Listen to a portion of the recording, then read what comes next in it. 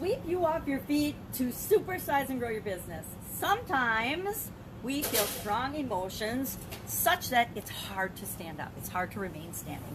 Sweep you off your feet is an idiom from the 19th century, and it usually has a lot to do with love. It usually means that you make such a favorable impression on someone that it's almost impossible for them to resist you.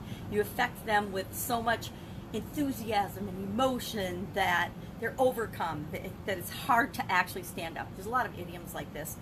She's a knockout, that make it seem like you're so wrapped up and carried away with emotions that you can't even stand up. They were blown away by each other. What's another one? He bowled her over. Now, how do you make an impression on somebody? And what does that have to do with growing and building the business that you want to create? The impression that you want to make on your customers is the number one way I can think of how we want to make our ideal customers, our clients, the people that we serve feel. Because guess what? As much as we hate to admit it, as human beings, each and every one of us, and I challenge you and dare you to argue with this, we buy based on emotion. Every single one of us make the decision to buy or not to buy based on emotion. And then we justify it with reason. I used to believe that I didn't do this and that I was so rational and so intellectual when it came to deciding anything and making choices and decisions about everything in my life, especially with respect to my business. But even my personal life, I thought, oh, I'm so rational about this. And lo and behold, when it came time to pick a partner, I did it 100% emotionally, and all of my rationality, all the reasons that I shouldn't marry a particular person flew out the window because, of course, I was so in love.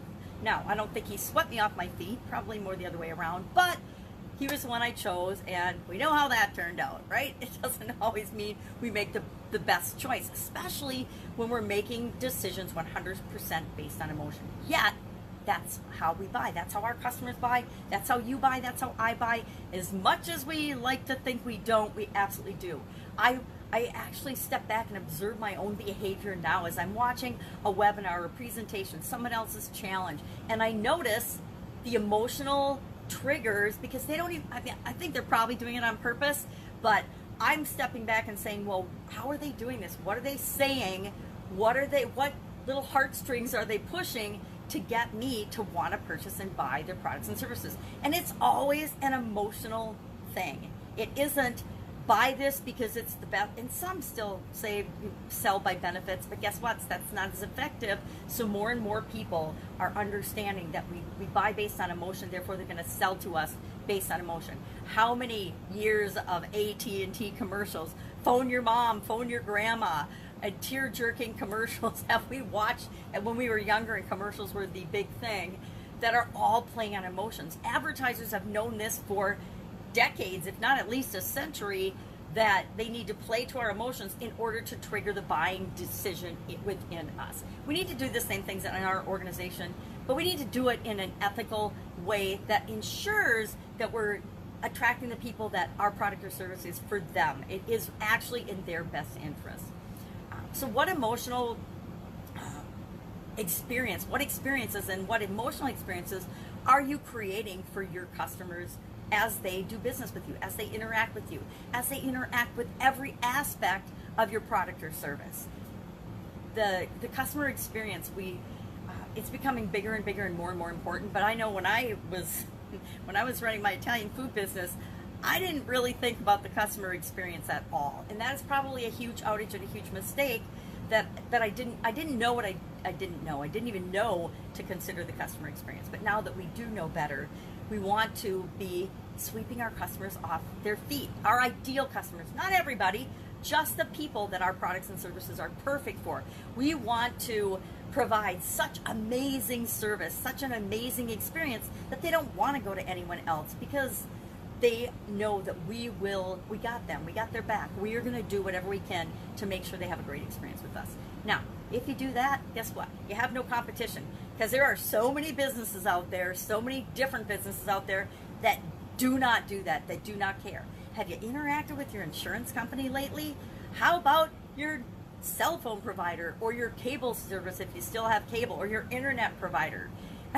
Boy, they have a lot to learn about customer experience and customer care in a lot of industries. You know, even the medical industry. Oh my gosh, you know, you're sick, you go to the doctor, and it's not always a great experience, right? So, love to know your stories about being swept off your feet by, not just in your business, I mean, business partners, when they want to do business with you, they will sweep you off your feet. The whole Dream 100 concept of building relationships with the people you want to partner with and do businesses with, that's all about sweeping them off their feet. And in a lot of instances, it's about giving gifts and about sending things to get their attention. So, love this idiom. Obviously, I'm all excited about it because there's so many ways we can use it in positive ways to build and create and supersize the business that we want, to create the impact that you want to have in the world, that I want to have in the world. Love to know your experience with it. Share in the comments below. And I will be with you tomorrow with another interesting idiom. What does it mean? Where the heck did it come from? How long has it been impacting us? And if not us, maybe the people that we work with or engage with as we're building and growing our business. If there's an idiom you'd like to know the meaning of, hit me up in the comments below, and I would love to research it and look it up. I don't know why. It's just a fun little side project for me that I started hundreds of days ago now, actually over 480 days ago now, just for the fun of it, and I just keep doing it because it allows me to think outside the box, to think differently, to look at things that I may have on the sideline or a subconscious level been being impacted by that I didn't even realize. And so if that has that impact on me, I think it might help other people as well. All right, have an absolutely amazing day, and I will, of course, be with you tomorrow.